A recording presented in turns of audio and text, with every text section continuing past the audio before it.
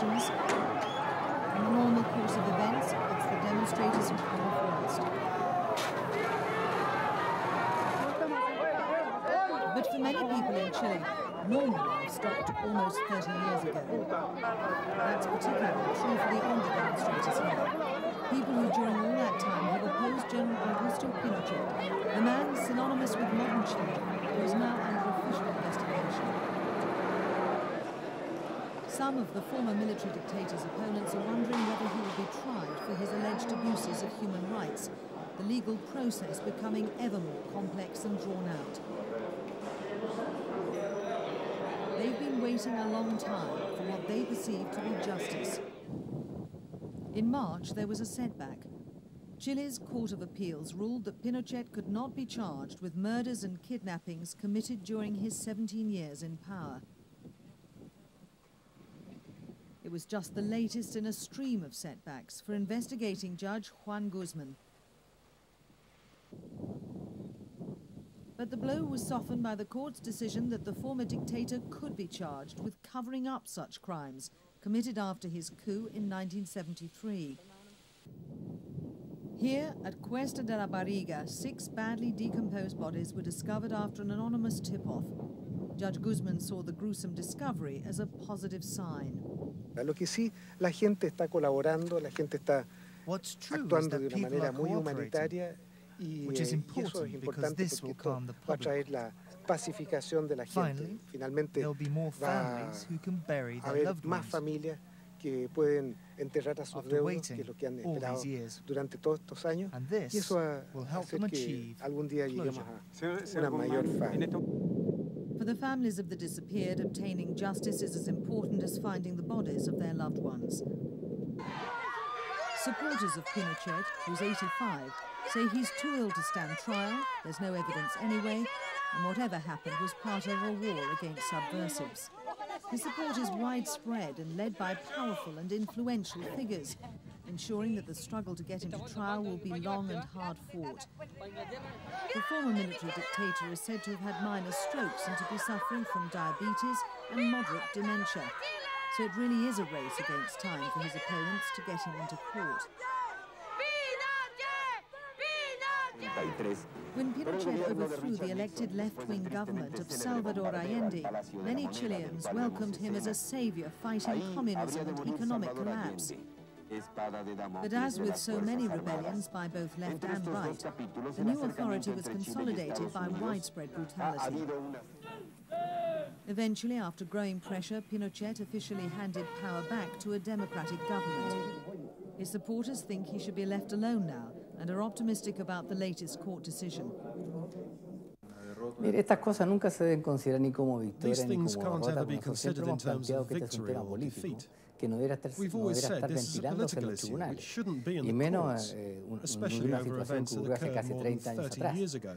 Y sobre todo de General Pinochet, que era presidente de la República.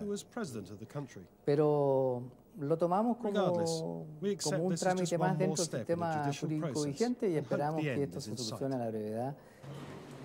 Thousands of people are believed to have been murdered by Pinochet's security forces, and there are about 200 criminal cases going through Chile's courts.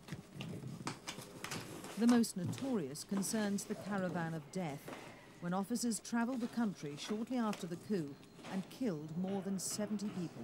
Nosotros siempre hemos querido que Pinochet sea procesado, juzgado y castigado. Pero yo no creo que yo no deseo a Pinochet que sufra lo que mi padre sufrió. No, yo creo, y lo hemos dicho como organización, Pinochet tiene derecho a un juicio justo, a un debido proceso, cosa que él no tuvo para con nuestros familiares.